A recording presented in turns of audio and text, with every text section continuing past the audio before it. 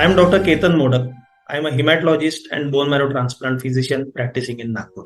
So today we will be discussing about immune thrombocytopenia, or what we call as ITP, and we'll focus on the treatment and the outcomes. ITP is basically a rare disease where, if you say in a normal term, the platelet counts fall down and a person may present with bleeding symptoms. It can be seen at any age group and can be seen in both males and females. The mechanism is very complex, where our own body, it produces antibodies, and those antibodies, they go and kill the normally formed platelets. So basically the production is not a problem, it's not an issue. The main issue is with the increased destruction of the produced platelets. So that is where the ITP mechanism takes place. It's usually secondary to infection, medications, and many other connective tissue diseases like SLE.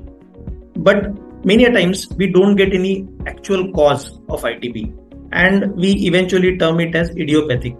It's diagnosed based on the clinical history and the physical examination, and rarely we need to do bone marrow biopsy, right?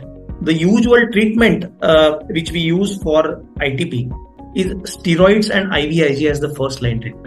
So preferably we tend to use steroids since it's easily available, and if the counts don't come up, then the IVIG is the another treatment which we go to. But there are a lot of other upcoming agents which have been approved by FDA now, and to name a few: romiplostim, L-trombopag, and rituximab. Many more agents are in pipeline, but after the introduction of these agents like L-trombopag, romiplostim, and rituximab, the overall treatment outcomes of ITP have definitely changed. Usually 70 to 80% of patients, they will respond to the first line therapy, and 20-30 patients don't. In those cases, we end up using the second line agents. Many times the primarily treated patients, they may relapse, the disease may come back. So it's kind of relapsing and remitting kind of a disease. And in that case, again, we turn to romiplostim or L-trombopag or rituximab. Very rarely, the patient may present with a massive bleed like a CNS bleed or brain hemorrhage. And in that case, the patient may need intensive support.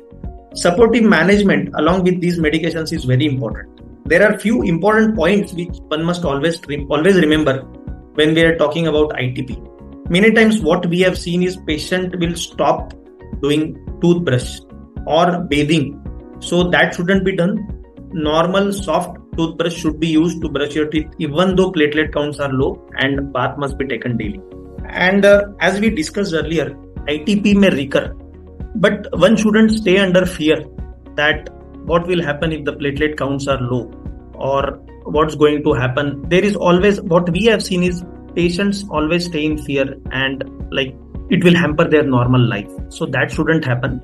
You should lead a normal life with proper precautions and be alert whenever there are any signs of bleeding or any other symptoms which you notice. You must consult your doctor immediately. Otherwise, a normal life is perfectly fine. Thank you.